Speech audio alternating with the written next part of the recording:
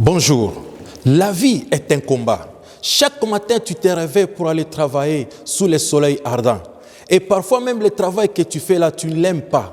Parce que tu n'as pas de choix. Tu n'as pas d'autre choix. Tu es obligé de le faire, obligé de se réveiller très tôt le matin pour aller se battre parce que la vie est un combat. Tu es obligé de le faire parce que tu as la famille.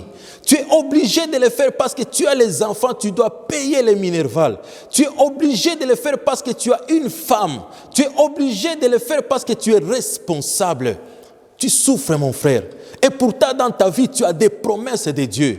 Tu as des prophéties que les hommes de Dieu t'ont prophétisées. Tu gardes encore ces promesses en toi. Tu te poses beaucoup de questions, mais tu ne trouves pas de réponses. Habakkuk aussi s'est posé ce genre de questions. Il a dit, pourquoi l'oppression et la violence sont-elles au-devant de moi? Tu te poses aussi ce genre de questions. Tu te demandes pourquoi la pauvreté, pourquoi les manquements, pourquoi ça, pourquoi cela. Dieu est la réponse à tout ça. Hey, écoute mon frère, ma soeur, Habakkuk aussi, si nous lisons dans Habakkuk 2 chapitre 3, la Bible dit, c'est une prophétie dans le temps est déjà fixée. Elle marche vers son terme.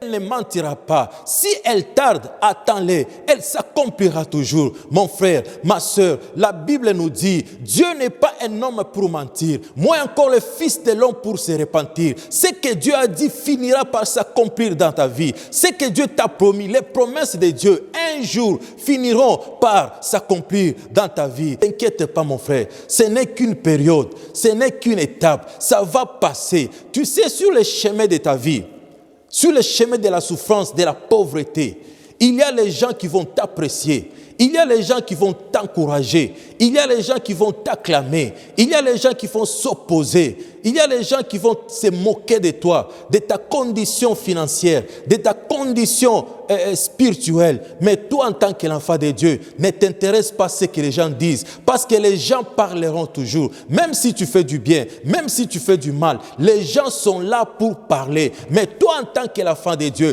pose-toi la question de savoir, qu'est-ce que Dieu m'a dit?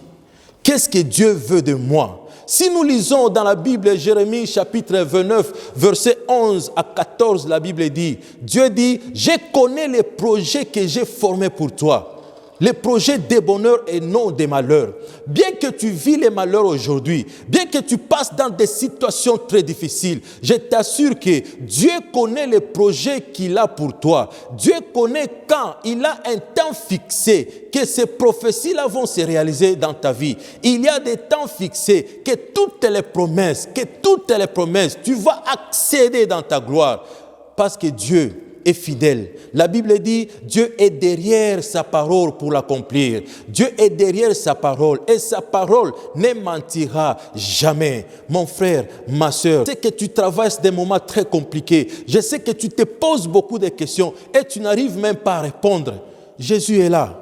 Ne te décourage pas. Dans ta marche avec Dieu, Jésus, ne te décourage pas.